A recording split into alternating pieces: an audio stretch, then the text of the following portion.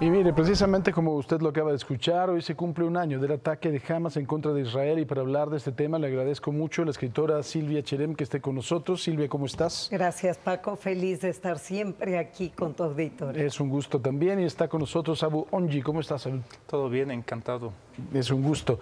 A ver, la primera pregunta yo les diría, ¿qué fue lo que ha cambiado de verdad en esta retórica o qué ha sido tan efectivo de esta campaña de desinformación, por así decirlo, por parte de Hamas, para que haya pronunciamientos en contra del Estado de Israel que no había habido antes, ¿no? Hemos visto también cosas preocupantes como lo que estábamos escuchando de la ONU, que no había pasado antes. Entonces, ¿qué es lo que cambió, Silvia?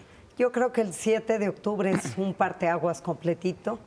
Es un antes y un después, tanto para el mundo judío como para el mundo árabe. El 7 de octubre se cometió la peor masacre que se haya cometido en la historia. Pretende normalizar, violar, matar, decapitar, mirando a los ojos a sus víctimas, y la trampa estaba tendida, porque si Israel no se defendía ya había cientos de misiles listos para acabarlo, porque el bottom line de esto es la no aceptación del Estado de Israel. Fue una cosa terrible. Yo creo que a la población judía, a los israelíes y al mundo entero nos pone en una situación de riesgo. Ahora, Abu, mucha gente dice que la respuesta de Israel fue excesiva, que ha sido demasiada la respuesta. Hay quien dice que no había vuelta atrás finalmente cuando se empieza también esta respuesta por parte de Israel. Mira, mi opinión es, voy a intentar ser imparcial en explicar esta situación, pero tengo una hipótesis y cada vez estoy viendo unos argumentos que apoyan esta hipótesis.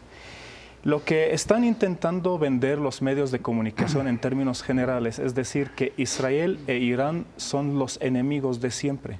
Y esto lo pongo entre paréntesis. El primer punto, sabemos que los suníes y los chiíes nunca son amigos y nunca se van a entender. Y los chiitas siempre han sentido que ellos perdieron la oportunidad de gobernar el Estado Islámico.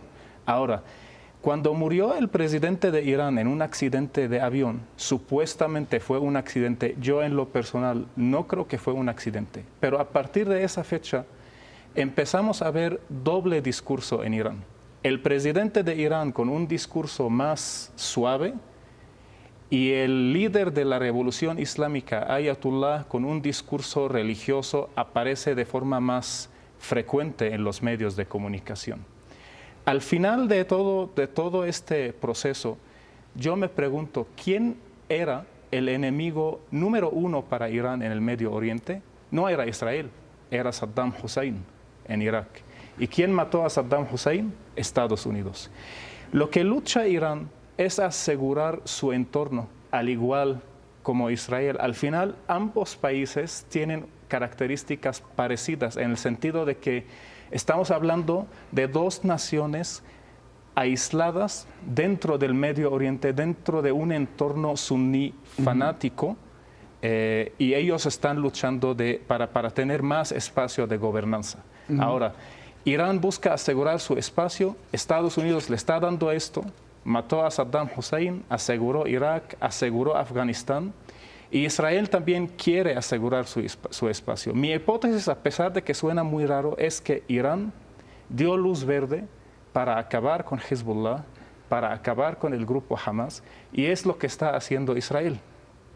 Es lo que está haciendo Israel, y por eso digo, no vamos a ver ataques fuertes de Irán contra Israel y tampoco vamos a ver ataques fuertes de Israel contra Irán, porque a pesar de que se venden como enemigos, pero realmente entre ellos hay más enemigos donde tienen que acabarlos primero.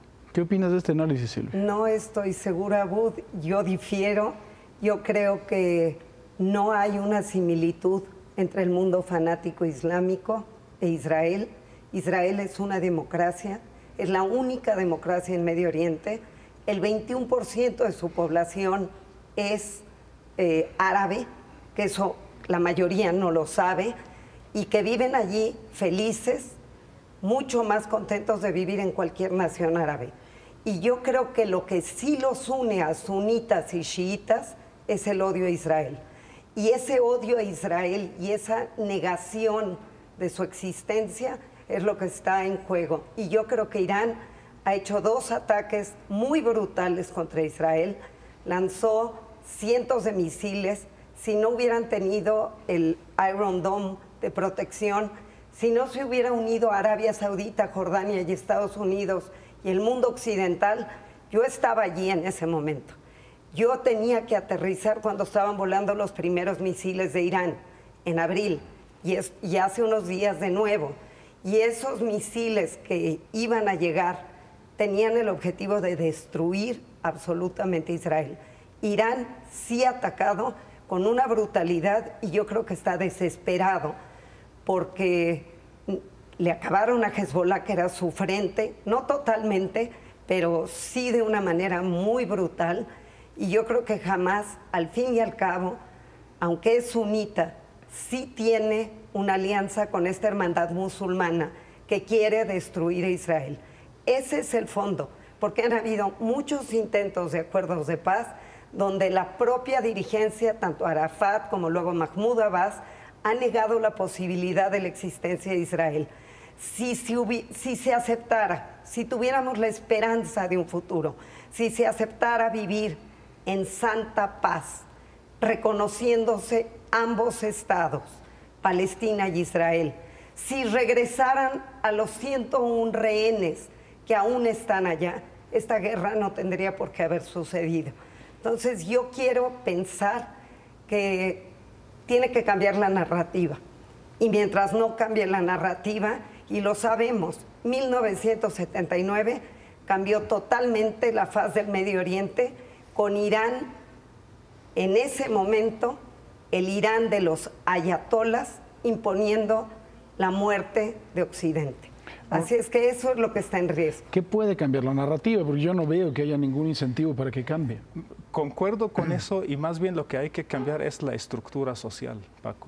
Mientras seguimos teniendo 2 ramas, suníes y chiíes, que creen que ellos son quien tiene que gobernar esa tierra porque es una tierra que fue dada por alguna o X razón.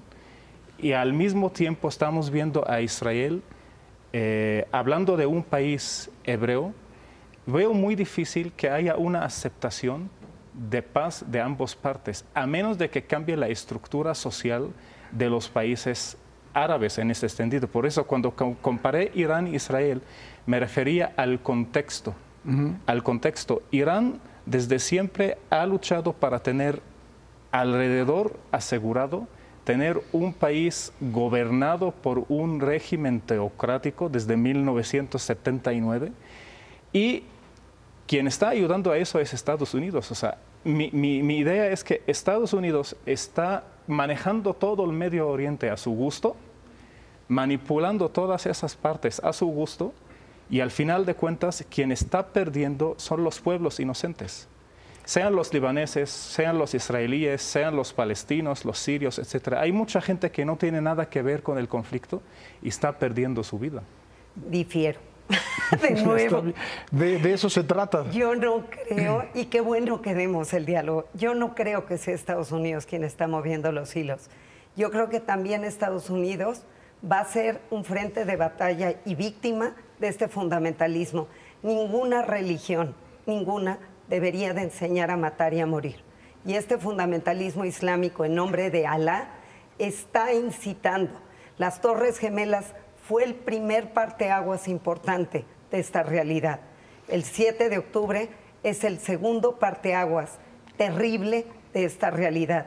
Y se aprovechan de las libertades de Occidente para penetrar, para marcar una diferencia, para decir cómo debería de ser la nueva realidad, y creo que es terrible. Hay además 22 naciones árabes, 50 y tantas naciones musulmanas. ¿Por qué negarle a Israel un pedacito, una lunita en esa zona, su derecho a existir, la única nación judía? Un terrorista es un loco que tiene financiamiento. La locura viene del fanatismo religioso. Y la pregunta, ¿de dónde viene el financiamiento? ¿Quién hizo Osama Bin Laden? Estados Unidos. ¿Quién hizo Saddam Hussein y lo mató? Estados Unidos. Entonces, al final sí es cierto, pero la pregunta es, esas ideas fundamentalistas religiosas, ¿quién la está alimentando con armas y dinero? Yo creo que el dinero del petróleo está allí, lo sabemos. Qatar, como una herramienta que es Al Jazeera, promueve verdades a medias, nada que ver con el 7 de octubre. Y yo creo que también Irán tiene una agenda propia y mientras sigan educando a matar, a tener mártires y a morir, difícilmente va a poder cambiar esta realidad. Tenemos ya que terminar. Yo sí le quiero recomendar al público que lea Por nuestras libertades de Silvia Cherem. Tiene unas crónicas. Tú me estás comentando ahí que pudiste ver los mensajes del celular que tiene uno de los que perpetraron este ataque del 7 de octubre, que es una crónica verdaderamente desgarradora. Me tocó también el poder ver algunas de las imágenes que se captaron por parte de las cámaras de los terroristas. Es una cosa de locura y creo que sí, la gente se tiene que enterar para tener una opinión verdaderamente informada, porque nada más lo que ven en los medios, y si usted se va a apoyar de un asunto tan complejo, con tanta sangre, con tanto dolor y con tanto tiempo, nada más por lo que le dicen en internet y por lo que leen ex, por favor no sea bruto, porque eso sí es una falta de respeto. Sí, lean Por nuestras libertades y hoy lo presentamos en un webinar en YouTube, en la página de Penguin Libros MX, a las 7:30 de la noche. Si entran en YouTube a esa página, ahí estaremos. Muy bien, Silvia, muchísimas gracias. Como siempre. Gracias. Muchísimas gracias. Y muy buen análisis, la verdad es que bastante bueno. Gracias. Gracias. A los dos.